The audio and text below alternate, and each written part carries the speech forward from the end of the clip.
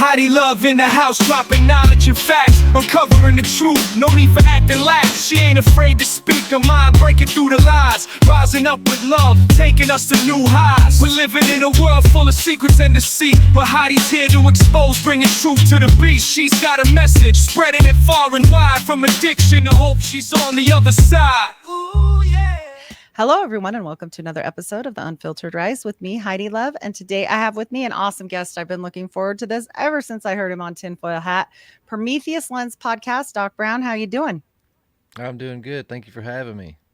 I'm so glad you came on. Like I said, when we were kind of talking before this started up, I was like, oh my gosh, the stuff he's talking about, it's dinging a bunch of bells. So I was excited when you said you would come on so we could have a chat about it, and I just think it'll be I think it'll go some fun places. So let people know where to find you. Yeah. It's always interesting to talk to other people and get their ideas and kind of cross pollinate, because I mean that's how you learn stuff. That's how you grow. Nobody has it all figured out, so we all have pieces, and we got to talk to each other and see if those pieces fit together or not, and we can come up with a fuller picture. Yes, I totally agree on that. And then I was saying, let people know one more time at the beginning, and then we'll do it at the end, where to find you, just in case they can't stay for the whole thing. Okay, yeah. Anywhere you can consume content, Facebook, Instagram, YouTube, TikTok, all those fine establishments, any social media or any place where you can consume podcast content, you can find me there. Just search up Prometheus Lens Podcast. Perfect. Well, this is exciting. I'll let you start in. This is, I just think this is I think you're right on the money in my personal opinion, but I have talked to LA before, and I think you're hitting down doors with this. I think you're right on the right track. So let us know what you're talking about. Oh yeah, I appreciate it. Yeah, this is, actually, this all started with this, like, as a catty joke between friends. We were talking about Bigfoot, and just out of nowhere, Genesis 25:25 popped in my head, and that's the birth of Esau. And it says that this guy was born red, and he was covered in hair from head to toe, like a hairy cloak. And I've heard people say, oh, no, this is talking about the white race. He was, red-skinned, and no, this is talking about the Romans. Oh, no, this is talking about the Gentiles. That was just hyperbole, poetic language. I've heard all that stuff. But then when you actually, not only does it say that, it demonstrates it. Because when you go through and hear the story of Esau, his brother Jacob tricks his blind father by taking a goat's fur and covering himself with it, and that his father feels his arm and feels this hair and says, oh yes, it's my son Esau, and even makes a comment about his smell. He said he smells of the field. I was like, no, this is not hyperbole. This is not poetic language. This is literal. Wow. Yeah. And as I and got it to digging explains. this, Yeah. yeah, and that's the thing. It's his story is busted up through all these different manuscripts, and some people fail to realize that they didn't have a Bible back then. They had all these scrolls, and they were individual, stories and testimonies, and they were in circulation. So when you get to the 66 book canon, when you get things like the Genesis 6 narrative and Esau, you just get little blurbs about them because, in my opinion, they had all these other scrolls. They had all these other oral traditions that went into full detail about these events and these characters. So the writers felt they didn't have the need to beat a dead horse, so to speak. So when I started going through the Jewish Targums and reading some of the writings of Rashi and Flavius Josephus, the book of Jasher, and all these other writings, all the little puzzle pieces like we talked about were in those books. And when you take them and you put them together, it tells a seamless story. I mean, an epic journey and story of this guy named Esau. And once I had it all together, I was like, man, this is a very, very wild journey, and other people, I think, would enjoy hearing this. So I wrote a book called The Epic of Esau. That's awesome. I think it's really great because I think a lot has been lost. And I think that this isn't the only person. And I think it's funny that people would say, oh, well, he was just a blur or whatever. But yet we've got my ex religion being a Mormon. How much is Melchizedek ever mentioned? And there's a whole priesthood on him. Like in my church, he's a big deal, so Mm-hmm. I just think, like you said, I think a lot of stuff has been maybe not lost, but lost. They know Oh where yeah. it is. And Mhm. even with Melchizedek, I was talking with Doug Van Dorn on a show, and he was talking about how, in the book of Hebrews, it aligns Jesus to the order of Melchizedek. And he said that when you dig through the original and the oldest writings that uh, they have the genealogy of Seth a lot shorter than what it is in the current text today. And as he Hmm. got to digging and finding out, of course, the Jewish people don't see Christ as the Messiah. So anything that Right. points to that, they try to obfuscate and erase. And he said that that was his belief, that you can look at the oldest texts and see all this time was added to the lineage of Seth for the sole purpose, because the rabbis and stuff now all say that Seth was Melchizedek that popped Mm. up in front of Abraham, and that's the whole reason why they did it. Now that's a conspiracy that is true.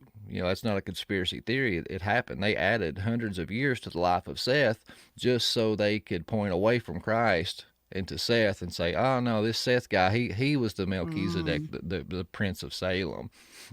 Oh wow, that's wild. I didn't know that. I knew, from my religion, apparently he popped up and bestowed the priesthood back onto Joseph Smith and um after death. Mm-hmm. This is how what we're told. And I laugh because I'm like, they sure got a lot of stuff going on with death. But not only that, they are one of probably the people that are a little bit of thorn in the Jewish people's sides because, well, they don't own 23andMe and they don't own ancestry.com, but they do own familysearch.org, which is older than both, and all their records pour into that, and they are huge on genealogy. In fact, they blew out the side of a mountain here about an hour away from where I live, and there's 3.3 billion samples of DNA in that mountain. Hmm. And it looks like Fort Knox. It's like you can't go in it. It looks like it's crazy. I have photos of it and I'm just like, okay, something's been going on with the genealogy lately because the day Diddy got arrested, everything on the board, everybody that was on the board of 23andMe quit same Oh day. wow. Yeah, I didn't It know makes that. you wonder. Yeah, it makes you wonder. You have enough of that happen and you start to go, the war chickies. Do you know who I'm talking about? The lady that she ran YouTube originally, and then her sister runs 23andMe, and they had a famous, I think he was Russian dad. Um, but if I'm wrong on the background on that, it's fine. But she suddenly dies in August of a sudden cancer. She's only like 50. And her son suddenly died of an overdose 4 months before that. And then we got the 23andMe lady, which is her sister, and everybody just resigns. But they say that they found Nimrod's bones. And I don't know if you know that story. Do you know Oh this? yeah.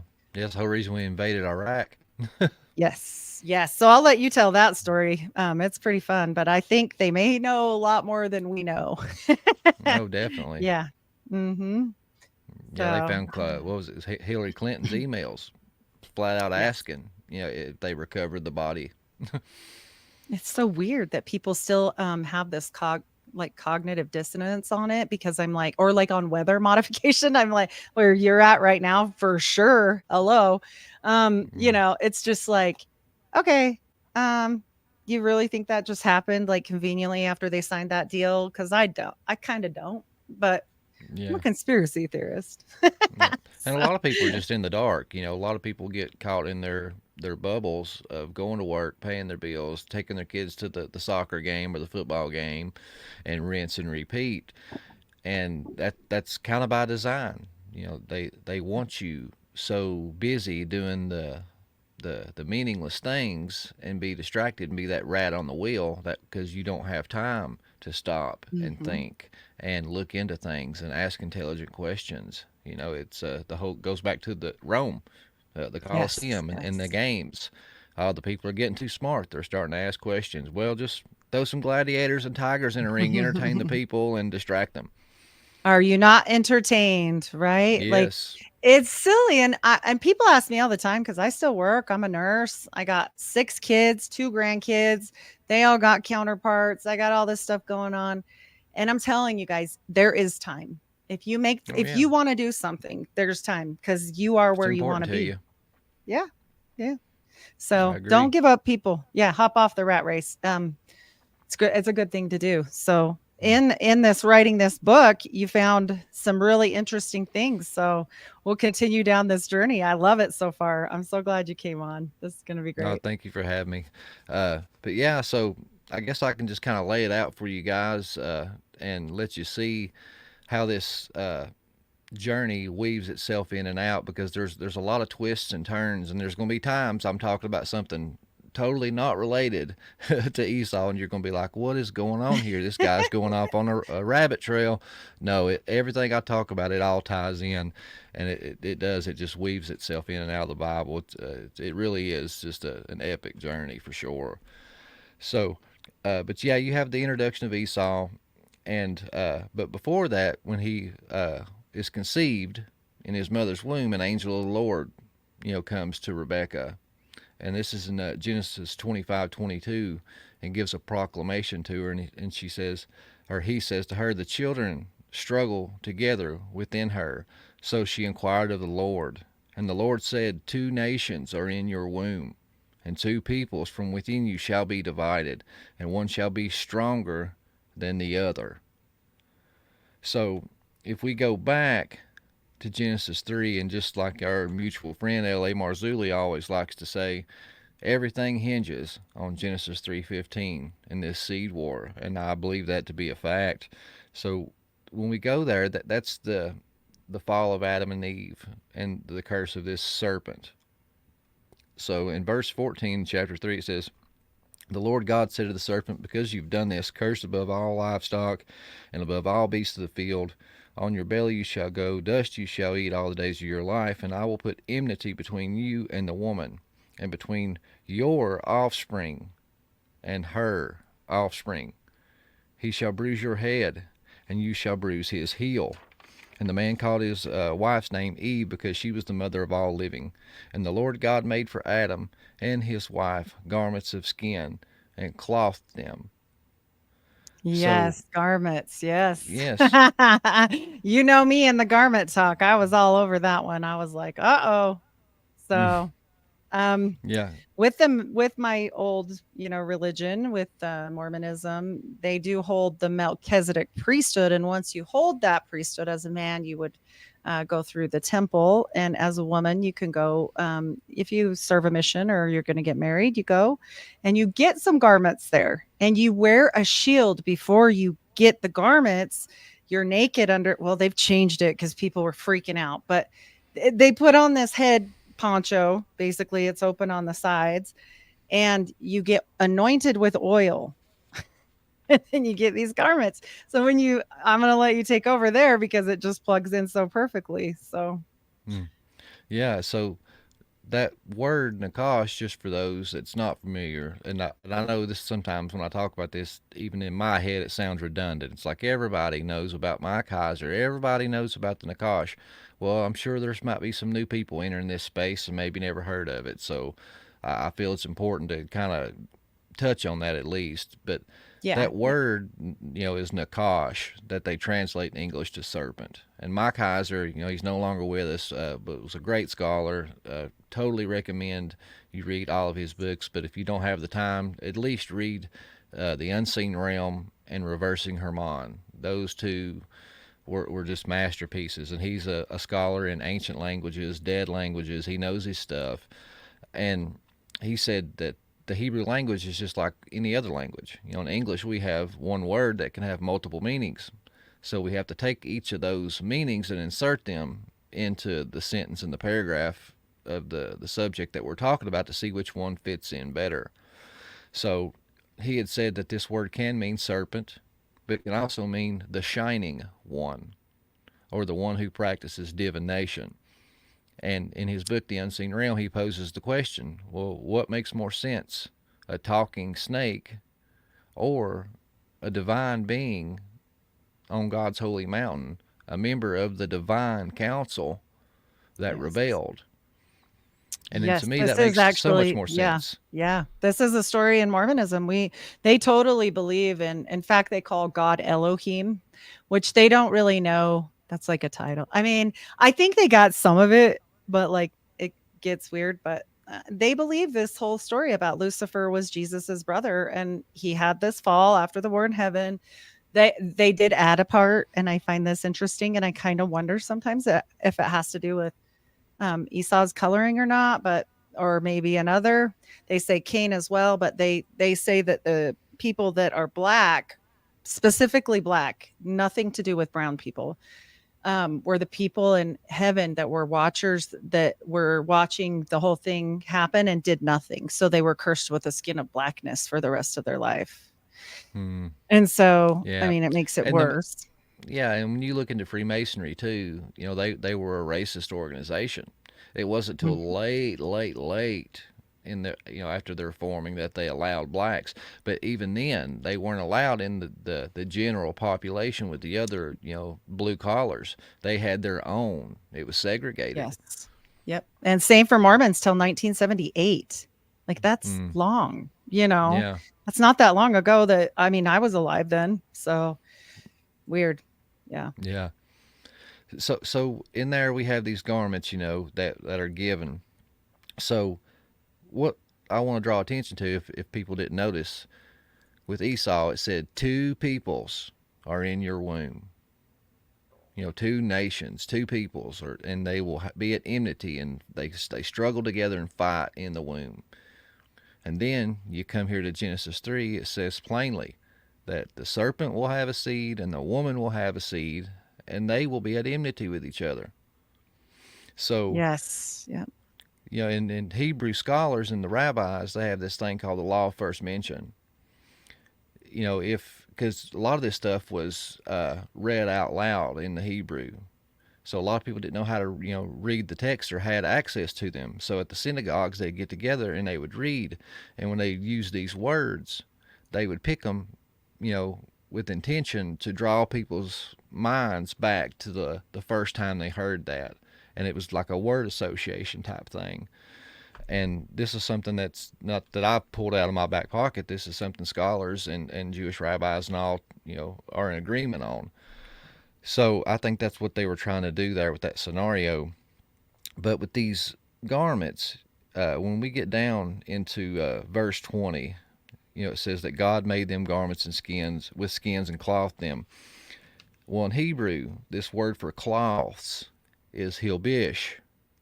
So he hilbishes Adam's nakedness with a kanonet. And in Hebrew, in this instance, it's translated as a tunic. Or no, I'm sorry. In this one, it's cloth. But 90% of the time, this very same word is translated as a tunic.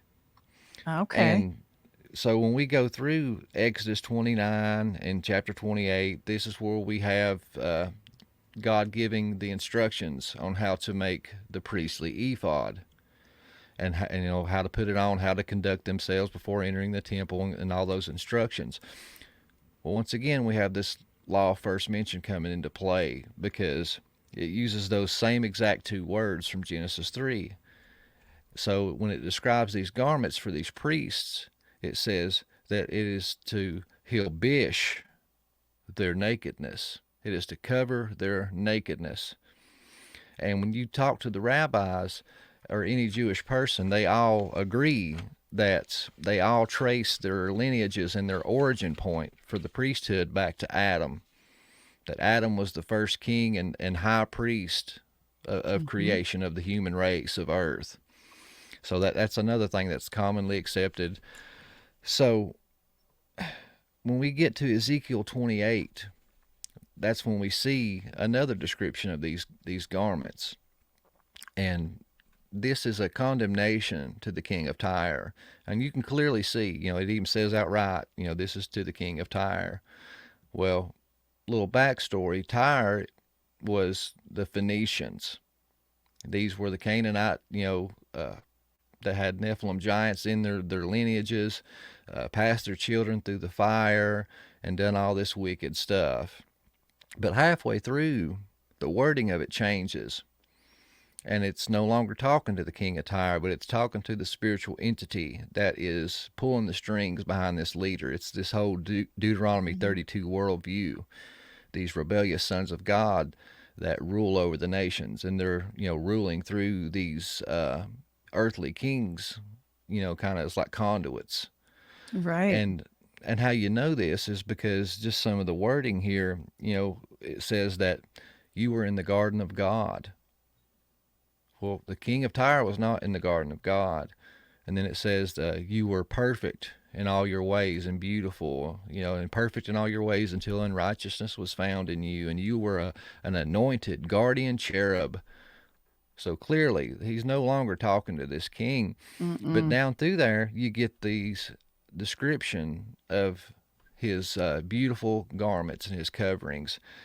So in verse 13 of Ezekiel 28, it says, you were in Eden, the garden of God. Every precious stone was your covering: sardis, topaz, diamond, beryl, onyx, jasper, sapphire, emerald, carbuncle, and crafted in gold was your settings and your engravings. You were an anointed guardian cherub. Amongst the stones of fire you walked. And it even goes on and says that you profaned your sanctuaries, and I cast you as a profane thing from the mountain of God. This is Satan. This is the Nakhash that he's talking about. And how funny, when you take the description of the clothing that he was wearing, it even fits the description of his name. He would certainly be the shining one with all these colored stones and the gold inlays and all that stuff. And it sounds identical to the priestly ephod. That's so wild. Another thing in the Mormon temple ceremony, a lot of people won't talk about is there's a point in the ceremony, because it's a play, where we are standing, asked to stand, and they're doing this play in front of us. And Lucifer comes and he says, Adam's praying and he's sorry and they've already rebelled, but he's crying out for the God of this world. And who does show up? It's Lucifer. It's not God at that time. And he says, you need to cover yourself, and we'll make you some fig leaves, to do that. And this is how, because God's going to know you sinned. And so he says, oh, okay. So then everybody stands up and we do what Satan says with this green fig leaf apron, and we all do what Lucifer says and put it on. And also Adam says to him, well, he's wearing a black one, but it used to be a Masonic one. And he says, well, what's yours? And he said, it's a sign of my priesthoods and powers. Very interesting to go with this, I thought. And that's wild, is because this theory that I'd come up with, what I'm about to go into, was something that I just came up with on my own after reading these and kind of seeing where it was pointing, and just formed a theory. So I think it's pretty wild. I think you're right on. This is something that, that this is something someone else had already talked about or found out. So, and I say that because a lot of times, you hear stories and you kind of blend them to, your theories or add them in. This was just something, by reading those verses I told you, and kind of formulated this idea. So with that, I say, what if, according to these texts, here's Satan wearing this priestly ephod. It says he has a sanctuary, all those things I just talked about. That when Satan was cursed and cast from the mountain of God, he was demoted. He was no longer, he defiled his sanctuaries, according to Ezekiel 28, that his garments were removed and they were given to Adam and Eve. And this is why the rabbis trace their lineages back to Adam being the first king and priest of creation. And so if you think of Satan, full of pride, beautiful, it said, perfect in all his ways until unrighteousness was found in him, and wearing this, multicolored stone covering with gold inlays and all this stuff, this was the symbol, the status symbol of his, pride. It was something he wore with pride. now that once symbol of pride is a constant reminder of his shame and of his downfall, seeing it on his younger brother. If you take that viewpoint that we are all God's children, according to Job, the angelic race was there at the beginning. God says to Mm-hmm. Job, where were you when I hung the stars and done this and done that and laid its foundations, when the morning stars, the sons of God, sang for joy at the sight of creation? And we were the younger brothers that came later. I think when we look at the parable of the prodigal son, yeah, I mean, there is surface level meanings, but scripture's like an onion. You peel it back, there's multiple Right. layers. And I think that's what it's pointing to, is the older brother that never left is the angelic race. The younger brother that wanted his inheritance now and squandered it away and rolled in the pig excrement came back home, and his father welcomed him with loving arms, and the older brother was jealous and upset. And this is the story of the family of God and our elder brothers, the angelic race. So that alone, would make Satan hate you. He tried to trick you and make you look like an idiot, but instead you were exalted to the high position and he was cast down. Yes, I think you're very right, and I think that it's not just Lucifer from what I hear. Now, I'm not a practitioner of magic, but I sure do study the occult a lot because it has answers. I get a lot of Mm-hmm. pushback from that in the Christian community, but that's just it is what it is. I'm going to have people on that talk about that because there's answers in opposition. And sure We all have enough, pieces. yeah. Yeah. Sure enough, they talk about this very thing, that even the Jewish people, I talked to a guy that's an esoteric studies, and he's a doctor of that. His wife's a rabbi.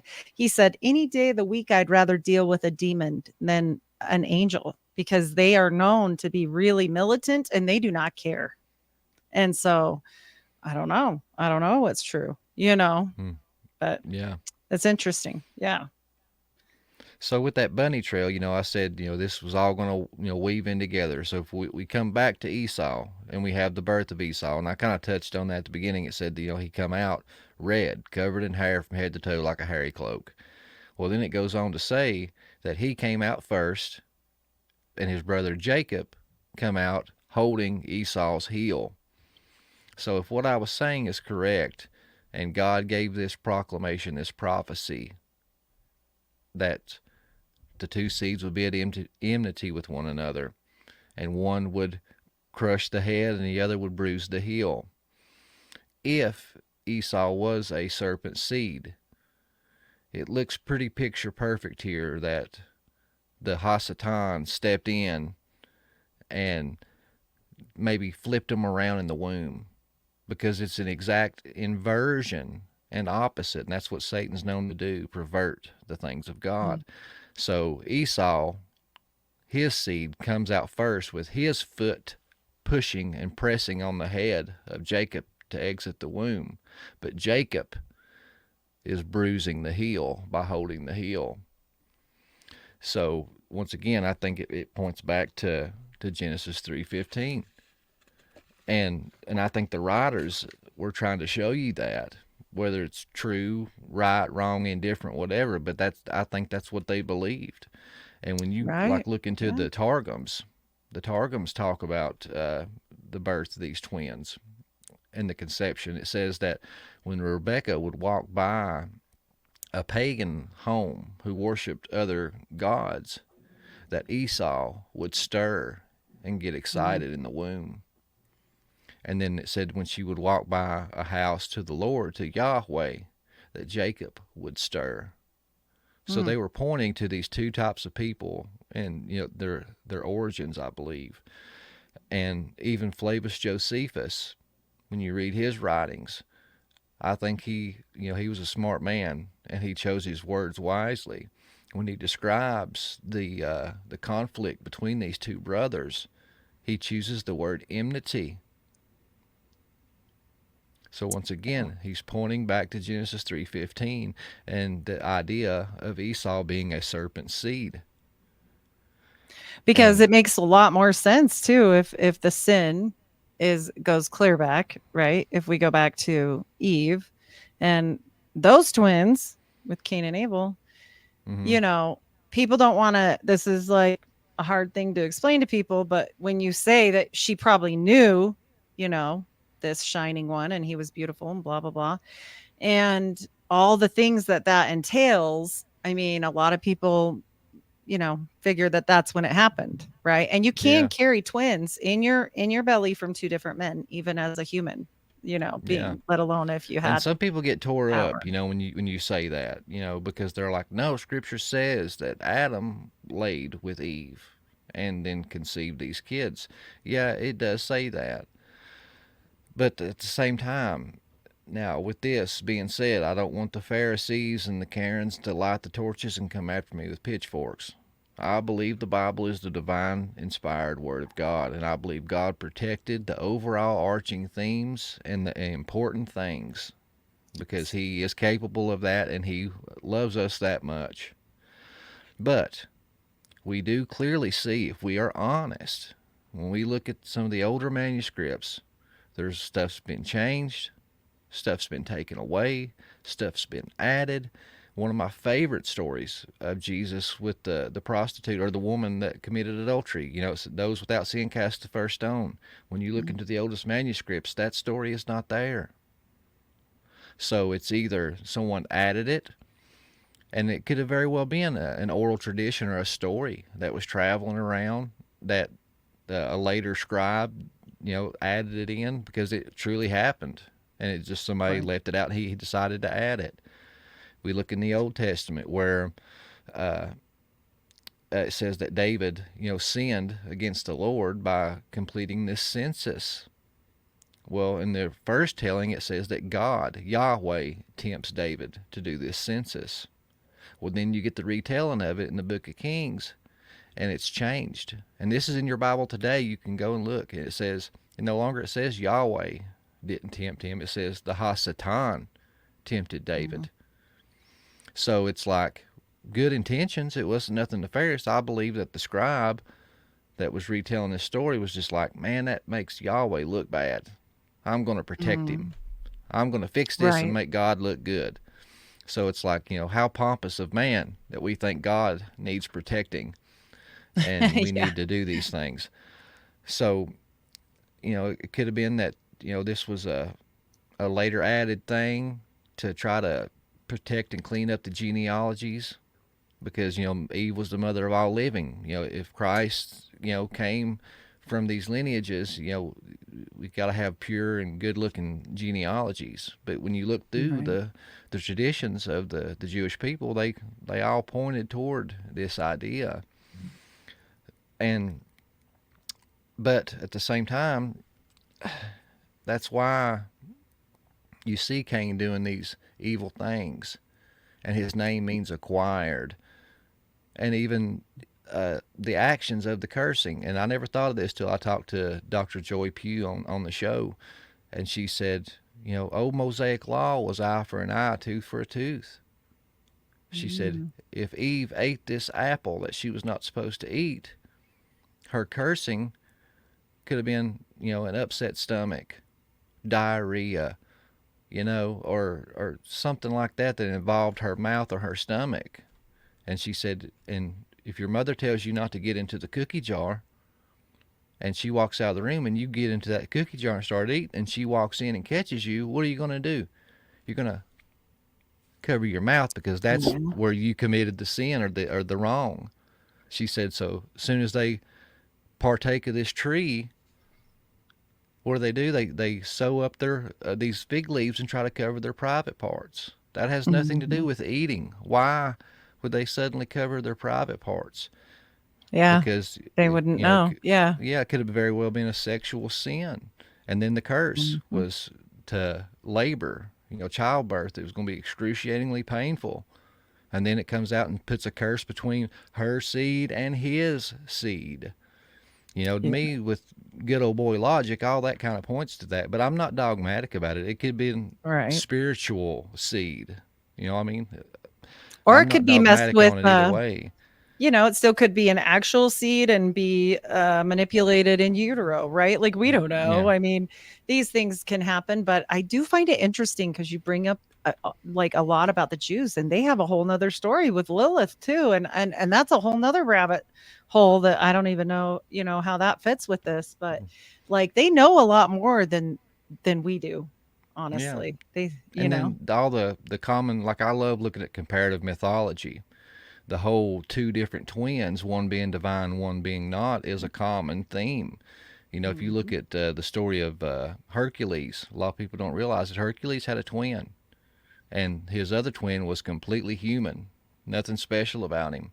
But the story goes is that the husband laid with the Hercules's mother and conceived, but then Zeus comes down and conceives again. It's a double pregnancy, two different fathers, Which it can and happen to this day, and you guys. I'm a registered nurse. I'm telling you, it happens. We've delivered black and white kids from the same mom. So, so yep. I think that's what it's kind of pointing to. But once we get to that, the famous story that everybody remembers him for is the trading of the birthright. Mhm. And right away, when I read that as a kid, I was like, this makes no sense to me. Because the Jewish custom is the eldest son got the farm, and the younger son served the older brother. So in this story, in the book of Genesis, it says that Esau comes in from the field exhausted. Jacob's making some red stew, and he says, give me some of that red stew. And Jacob says, trade me your birthright. And he says, sure. And then Jacob's like, no, promise me you'll do this thing now. Promise me, like he's, concerned or pressing on him. And then Esau's like, fine, take it. I'm about to die. What use is a birthright to me? And I'm like, that's kind of melodramatic. And, it's like your dad is Donald Trump and you're about to inherit the millions of dollars, and you come in one day and your little brother eating a bag of Doritos on the couch, and you're like, hey man, let me have some of those Doritos. Yeah, sign over the company, bro. They're yours. That would never happen. No. But once you get into these extra biblical books, they fill in some of the gaps. And I tell people, Dr. Michael Heiser, I take his standpoint as far as these extra biblical books like the first book of Enoch, the book of the Watchers, and Jasher and Jubilees and all these others. Mhm. You know, something doesn't have to be divine inspired to be important. We can read Yes. these things for cultural context, historical context, and see how these people lived, how they thought, because these are writings that they read and were familiar with, and they shaped their thoughts in their daily life. And some of this stuff you can read, and it just sounds ridiculous, and some of it's easy to separate the dross, but it's one of those things. It's like the puzzle pieces. You don't Yes. have to agree with Yes. somebody 100% to be able to pull some truth from that person. And we need to treat these texts the same way. So when I read them, I compare them to Scripture and see how they fit into the narrative of Scripture. And if they don't contradict and they're not, blasphemous, and they fit right in, hey, I'll take that piece and add it to my arsenal. And I think that's what we all need to do. But when we Well, the read, way they came out of the books anyway, I mean, this is man fiddling with things that were not men. Like this was a book that was put together, and that's great. Divinely, yes, but it doesn't mean they didn't make it you know, look good to them, right?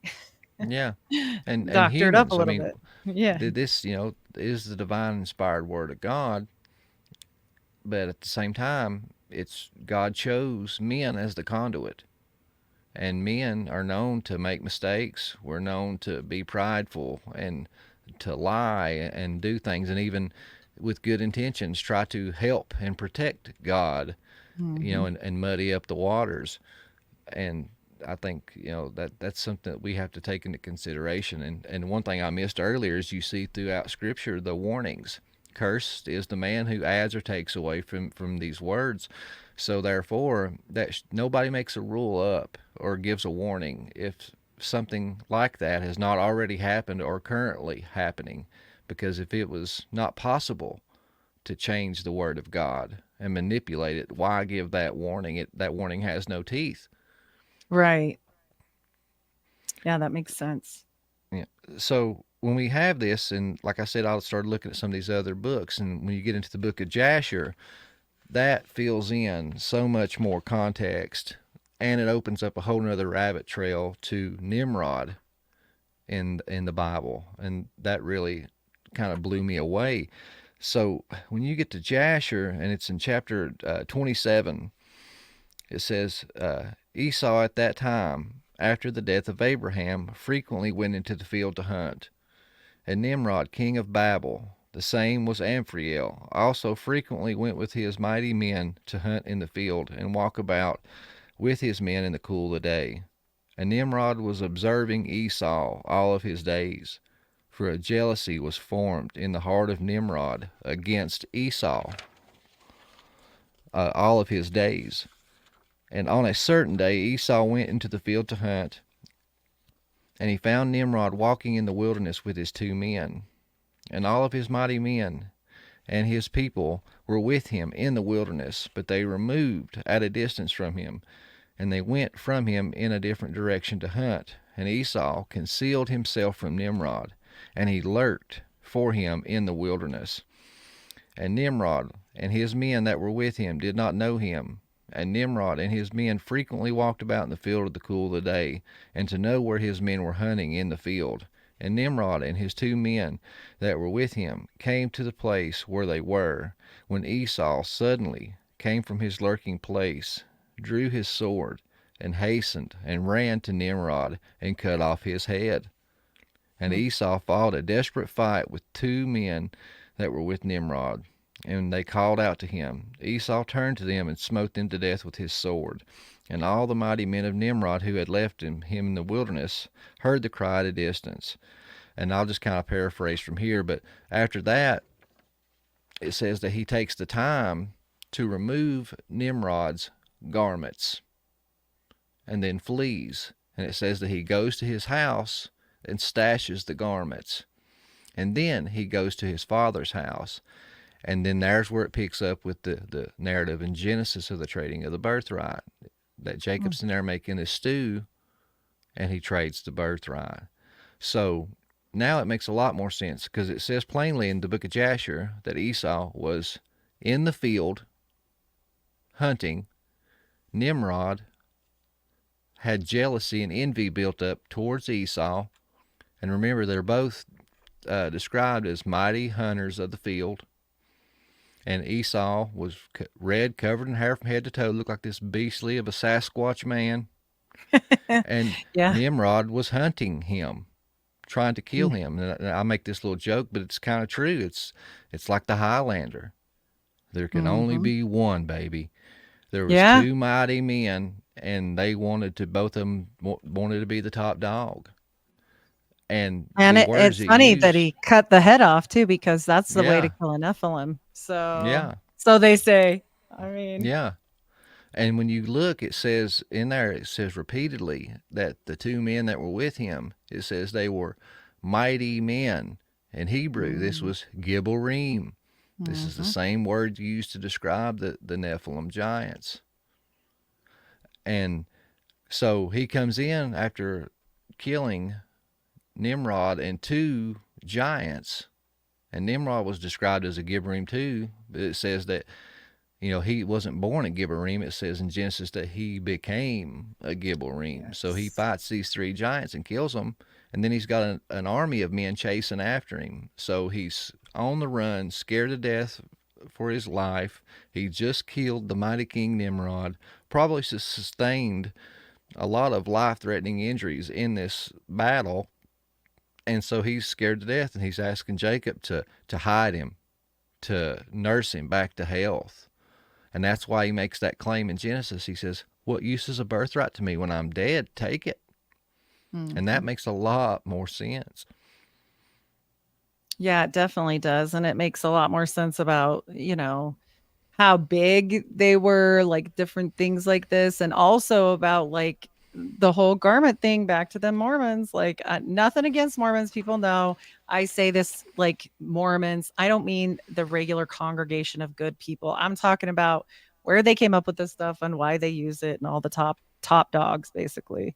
But anybody that knows like about men that have the priesthood and they have this divine right to rule within themselves, and even the way they act sometimes here. I mean, there's jokes. My friend always says the people out here are scary the way they drive because they drive like death can't touch them.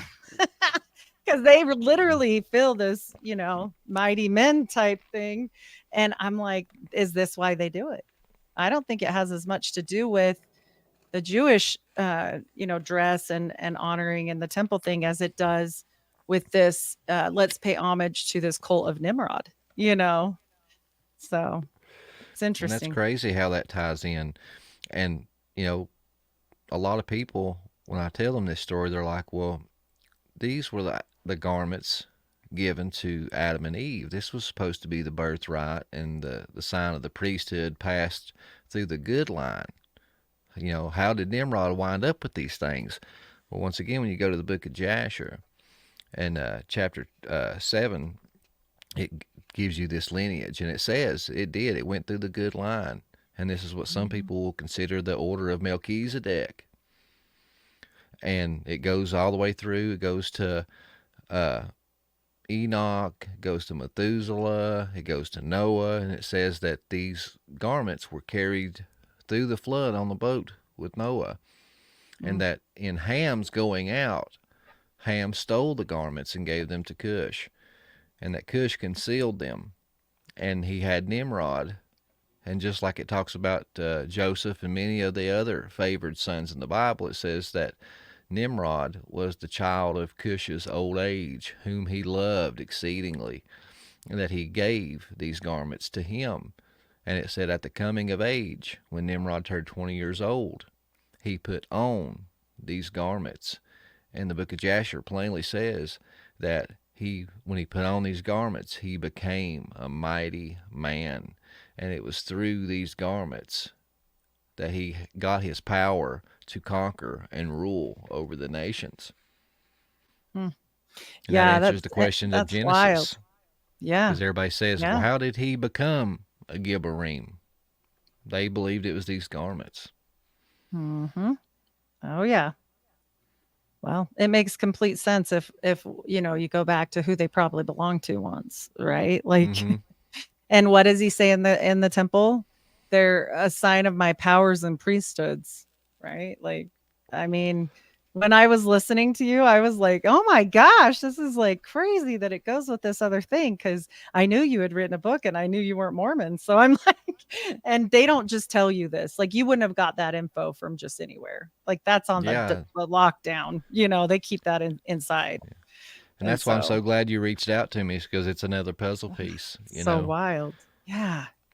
And they also talk about this breastplate of righteousness when Joseph, conveniently named, again, Joseph has the plates from the Book of Mormon. The original story was he used the Urim and Thummim, which looks exactly like the breastplate of righteousness, which is what he calls it, by the way, to Mm-hmm. translate these. But actually, the truth was it was all translated with witchcraft, with seer Mm-hmm. stones and blocking out the light and everything. So, I mean, some stuff was happening there. Once Yeah. again, yeah, it's wild. And for those people that don't know all this stuff about the Nakhash, really look into that, because there are people to this day in the Brotherhood of the Snake. And I really highly encourage you to talk to Nathan Reynolds, the SRA survivor, if you haven't yet, because he comes from that line. And I Yeah. think you I've might have a reached out great to him, chat with but him.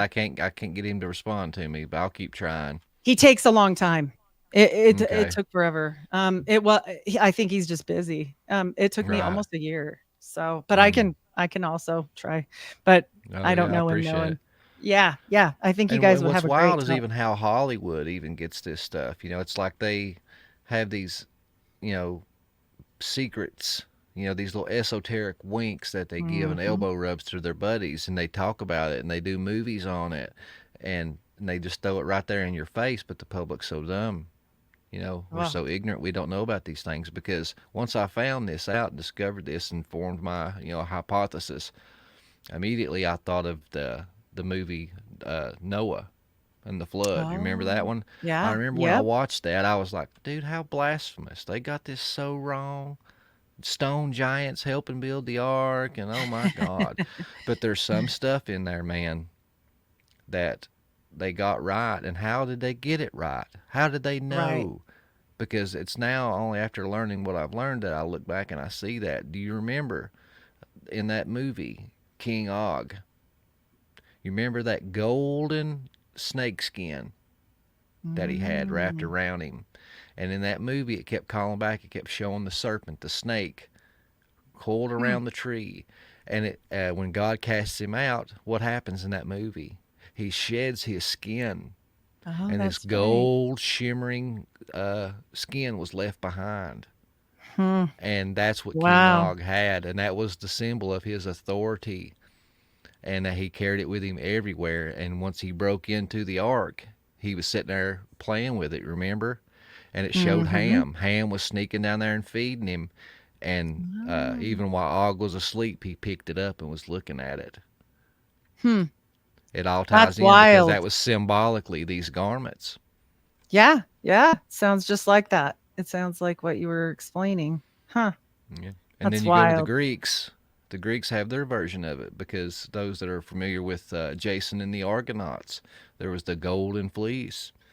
And in that story is a man and a woman that were commanded to be sacrificed to Zeus. And Athena comes and helps them and sends them a golden ram that can fly. And that's how they make their escape. Well, as they are making their escape, the woman falls and dies. But then the ram lands in the midst of the garden of Ares.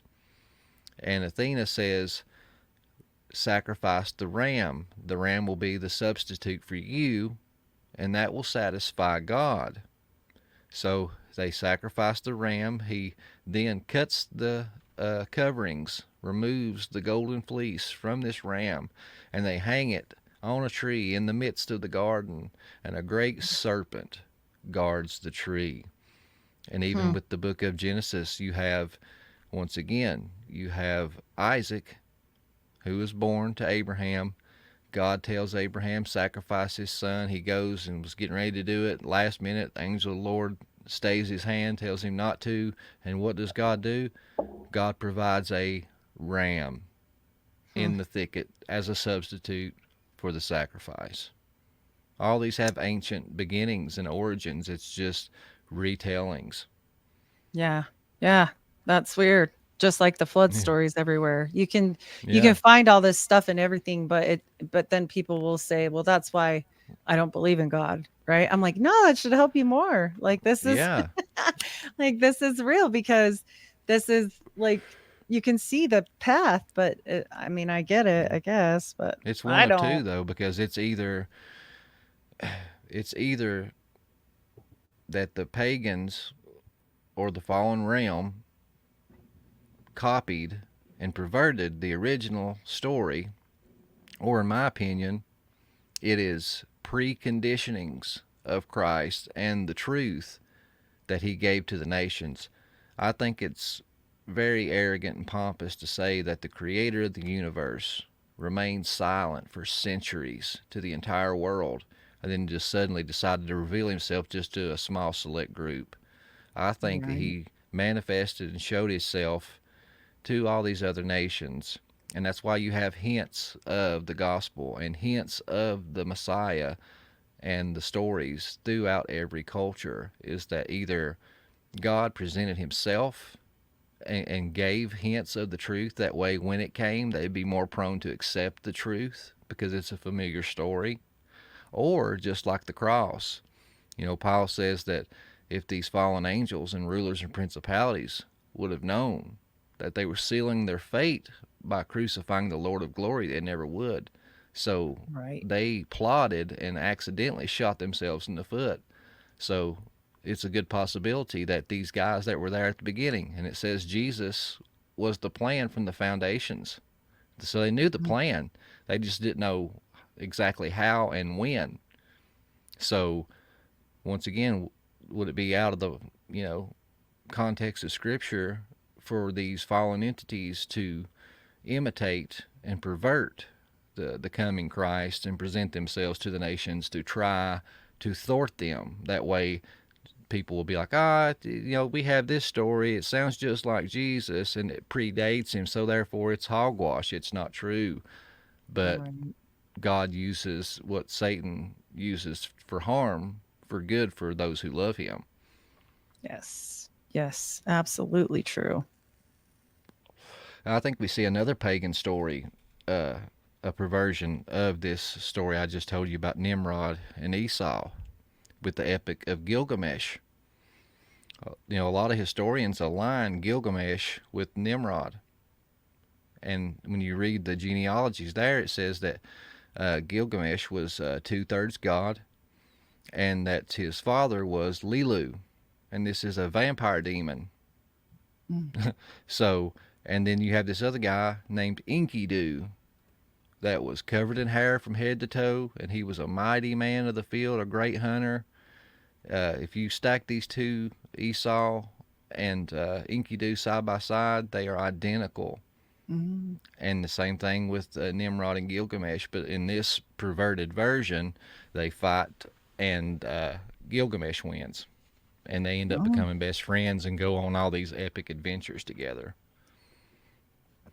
Wow. Yeah, no, I think it's a lot more explanative and funny enough, there is real disease that can cause like a Sasquatch looking person.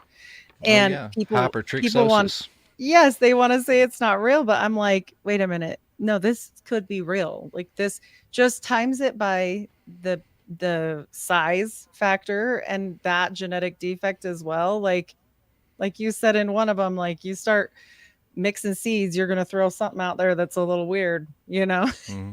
Oh, yeah. Yeah. I don't know. Yeah, you have these garments. I think you have them 2 more times at least, possibly 3.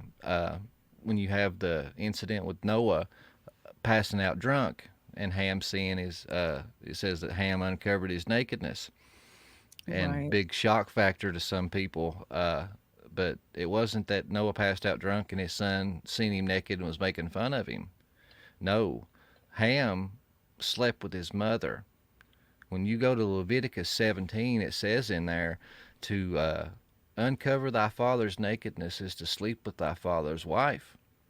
Mm. So with that ancient context, and this was an act of rebellion to take over the family, and we see that with Reuben. Reuben did the same thing. When you go to Absalom, David's son, when he run David out of the kingdom during a hostile takeover, the first thing he done was pitched a tent on David's house and went into all of his concubines in the sight of all of Israel.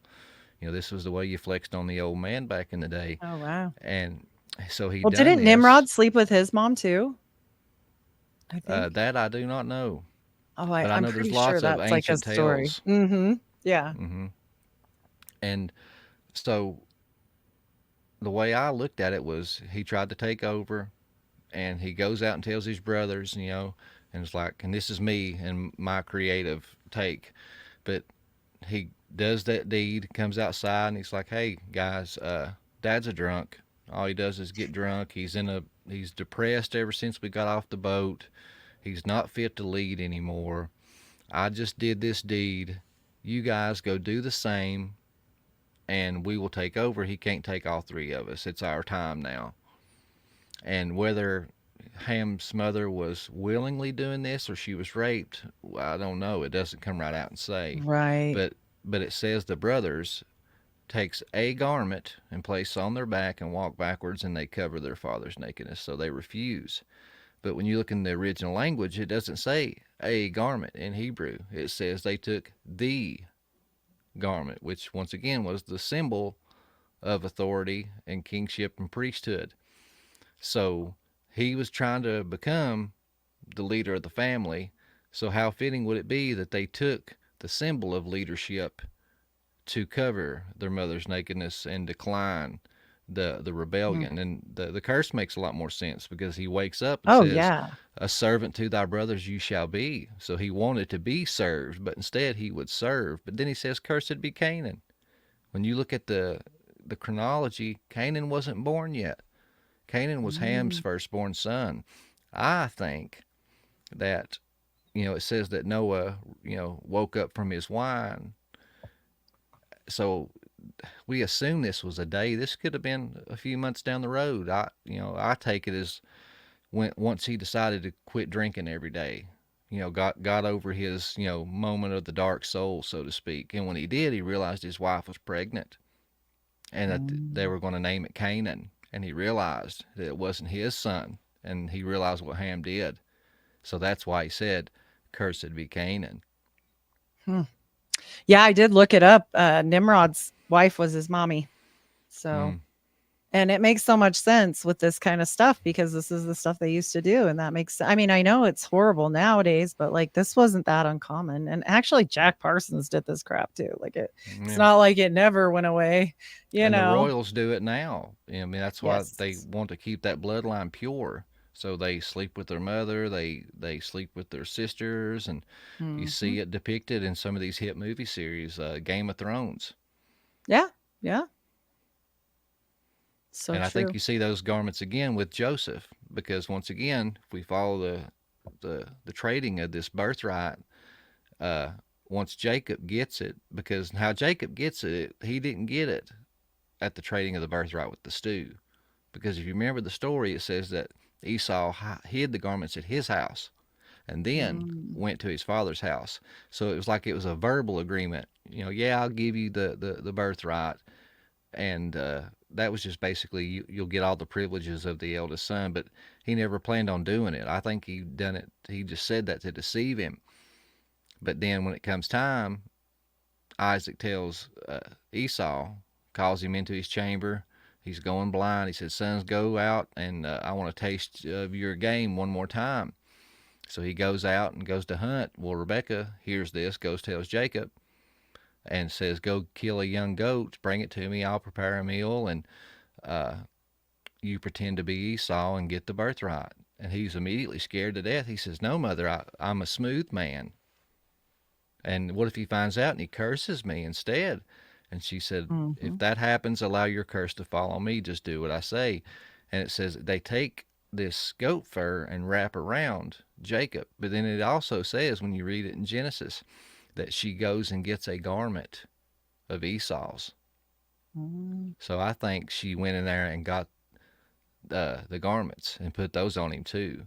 And then he feels Oh. of him, and he's like, "Oh yeah, my son, you're so, so hairy, and you smell of the field." And so Jacob later on has a son, once again, in his old age, it says, whom he loved exceedingly. And this was Joseph. And it says he gives him a coat of many colors. I think that this is that garment because Mm. there's even supernatural stuff tied to it. Because once Joseph is given this coat of many colors, that's when he starts having these dreams and these visions. And he tells his brothers, "I had a dream that you bowed before me.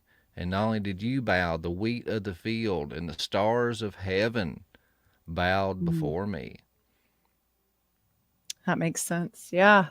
That makes sense because I mean, the stars of heaven, like Mm-hmm. angels. Yeah. Mm. It's just fascinating when you follow that trail. And then, like you talked about, was the genealogies and the mating and the hybrids. Because once this happened, Esau goes into full rebellion and he takes 3 wives. Well, his first two he takes are from the Canaanite tribes, which they were commanded not to take from because they were a cursed tribe going back to Ham and Noah. Mm. And it was spawned out of an incestuous act. And the tribes he took from were Horites and Hivites. And if you ever listen to Gary Wayne, he lays it out, very detailed. These were known giant clans. And it Mm. says his father-in-law was Seir, and they dwelled in the wilderness around Mount Seir. In Hebrew, that word Seir means hairy. Mm. So you have this hairy quote unquote man breeding with giant clans. You have a very high probability of throwing some strange pups. And then if that wasn't enough, he then takes a wife from Ishmael. So if you know your Bible history, Ishmael was the firstborn son of Abraham. He was supposed to get the birthright. Well, then Mm-hmm. Sarah miraculously gets pregnant and has his mother and Isaac basically threw out into the wilderness to fend for themselves. So here, with Isaac marrying into the family of Ishmael, you have the joining together of the two elder brothers that were both disinherited. So you can imagine the hatred that was bred in that union, and all your Islamic nations and people that just want, God's people wiped off the face of the earth all trace their genealogies back to Ishmael. That makes Genesis sense completely. 3:15, seed war Yes. all over. Mm-hmm. Still happening, probably way more than we realize because they've confused history and hidden everything. So most of us don't even know our history except maybe if we took a spit test, and that's only if they want to play nice. Like if they did find anything and they do know anything, they're going to hide that. I mean, Mm-hmm. look who's over it. That's all I have to say. So, Yeah. yeah. And one of the fascinating things that this is probably for me was the wildest. I mean, it was wild learning all this stuff and seeing how it all just fit together. But here he married into these giant clans that were in the wilderness, and when we have Moses leading his people out in Exodus, in the Exodus through Deuteronomy and Leviticus, that's the wilderness wandering times. And there's where you get all your laws. Do not do this, do not do that. And once again, like we said earlier, you don't make up a law or a rule unless you are seeing it and someone else is doing it. And if we look at those, I think it's telling of the people that they encountered. So what's it say? Mm-hmm. It says, do not drink the blood. The blood is in the life force. Do not pass your children through the fires to Molech. Do not seek necromancers. Do not seek mediums. No longer will you sacrifice your children to hairy goat demons. Mm. And then you have the Day of Atonement, the Azazel goat that they cast their sins upon. And who's the first tribe that they're documented to see? And this tribe that sees them attacks them. It's the Amalekites. Well, their name means blood lickers. Mm-hmm. And when you go to the genealogies, this tribe was named after Amalek. And Amalek was Esau's nephew from this marriage of the Horites. So it's my opinion, it says that this was the first tribe they encountered, and they fought. They attacked them from behind. I think they were God's people were seeing these people, and their name means blood liquor, and they were commanded to not drink the blood. I think that not seek necromancers and sorcerers, don't sacrifice to hairy goat demons, don't pass your children through the fire. That's because they were having encounters and seeing these people, and that's what they were doing. They were sacrificing children. They were drinking blood. They were sorcerers. The ancient medieval rabbi Rashi, he's translated the Targums and wrote commentaries and stuff. And he says that when the Bible says to kill every man, woman, and child and not even spare the animals, is because they were known sorcerers, and that they would shape shift into animals to avoid capture. And that's why he told them to do that. So that's why, God's people were seeing this tribe of hairy giants doing all these things. And like I keep mentioning these common themes because that's where I think they all draw their origin from. When you go to Sardinia, they have this tradition with they call them the Methones or the Methanes. During the winter solstice, they would take goat's fur and put on them, and then put bales on their back and shoulders, and they stampede through the town, and they dance and shake the bells, and then they grab and abduct women from the crowd. And during this same time, the children that are coming of age, they light a huge bonfire, and these kids have to pass through the fire. Mm. Mm. That's wild. I mean, it's everywhere. And I mean, it can't not mean anything. Like all of these dots connecting are just, you know, Yeah. it's fantastic. You've done a great job on this.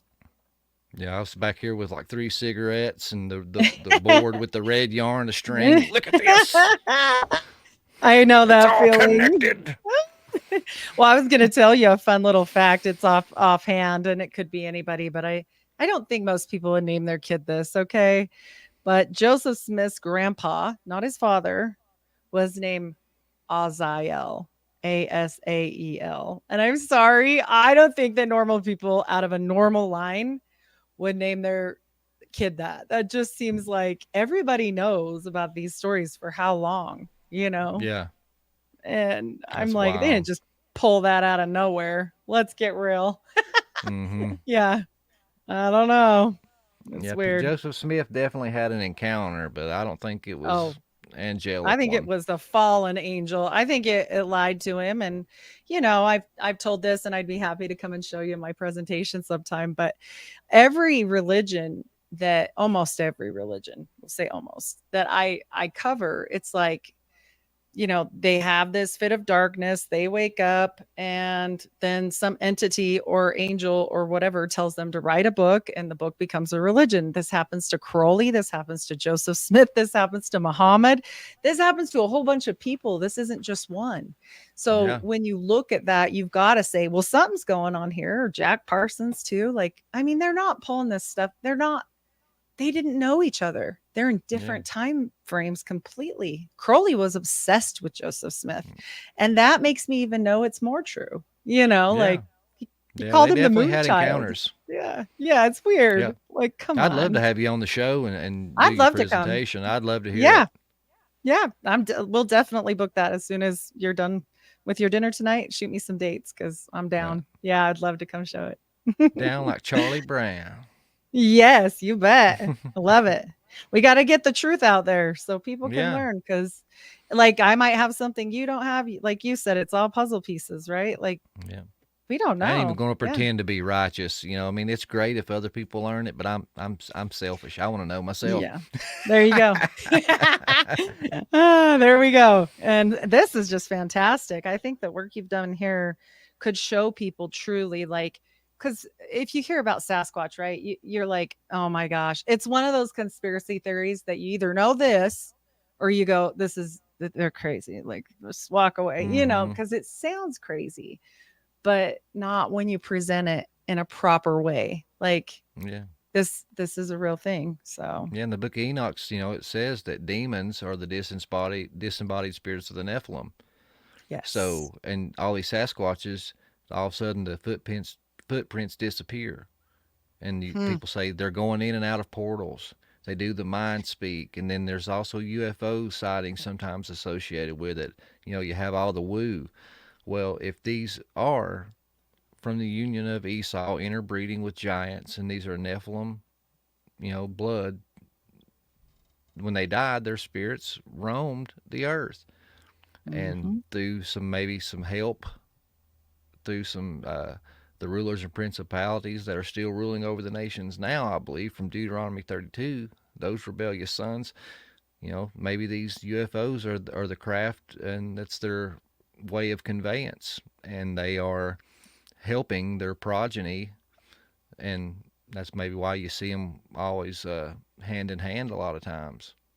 And they I'll would tell choose you, a form yeah, they were I used believe to, it. you know. If they were once big, strong, hairy men walking the earth, they would want to choose a form that's familiar to them. Yeah. Yep.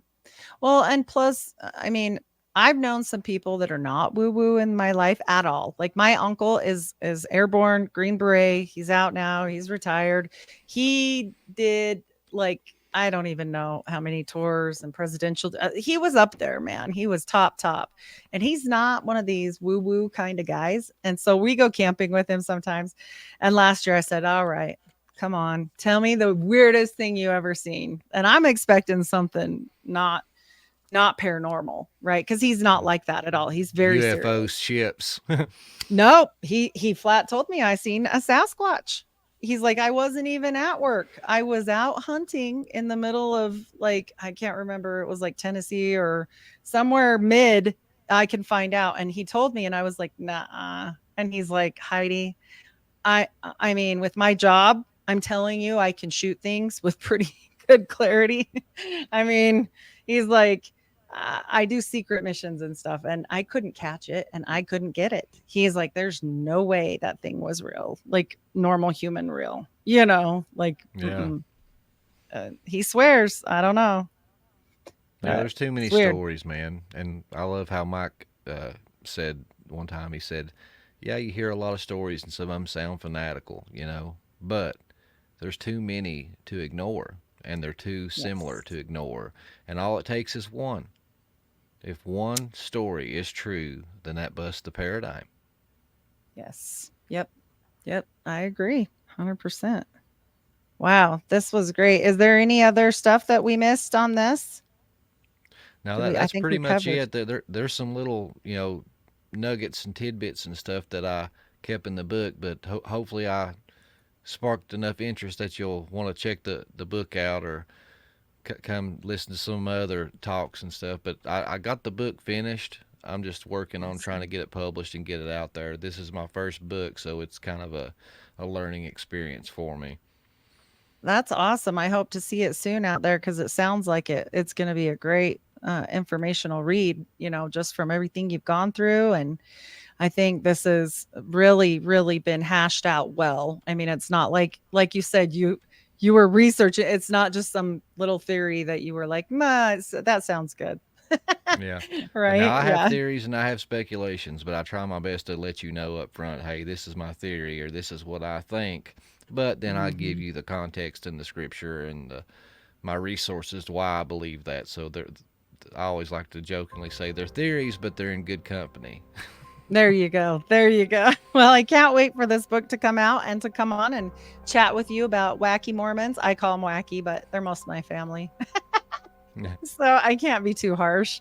I mean, but it exposes the top because just like anything, everything at the very tip top is corrupt. And there's just nothing we can really do other than fight back with knowledge. Really, that's Mm-hmm. at this point what I do anyway. So Yeah. remind everybody where your show is one more time. And thank you again so much for coming on. This has been a pleasure. Well, thank you for having me. I enjoy these conversations. I enjoy networking and meeting people like you, and because that's another information channel that we can share with each other and learn and grow and build our knowledge base and our community base. So it was a blessing to meet you today. So thank you so much for that. Awesome. And but yeah, guys, if you enjoyed the conversation, I'm having conversations like this every single week. Authors and speakers and researchers, and if you like Heidi's stuff, you'll probably like my stuff. We're in the same vein here, and so yeah, all the social medias, all the places you consume content, you can find me there. And it's Prometheus Lens Podcast. The website is PrometheusLensPodcast.com, and I've kind of coined it as the hero's journey. You have to go into the unknown. You have to slay the Yes. dragon. You have to rescue the damsel. But then you come out on the other end as a hero. So each show I open up and I tell people, welcome to the hero's journey. So I hope to see you Oh, guys that's there. awesome. Oh, I love that. I actually love that. And we take a lot of bullets, like he was saying earlier. Please don't come at me. Like he was like, hey, and we do. This isn't always well received, especially he's in something that probably is harsh to digest. I'm in stuff that's harsh to digest. It doesn't make us less Christian. It just makes us part of God's army. And so Mm-hmm. we're just trying to help people understand some of this crazy world because it may seem fake or just, that's Lord of the Rings stuff. But where do you think they got their ideas from? So, uh, yeah, whole nother talk for another day, but not as crazy as you might think. Yep. Yep. So, again, I appreciate you. I can't wait to come on and chat with you again. Thank you so much. Well, thank you, and I look forward to having you on mine. Yes. Awesome. God bless. Let's do it. Bye.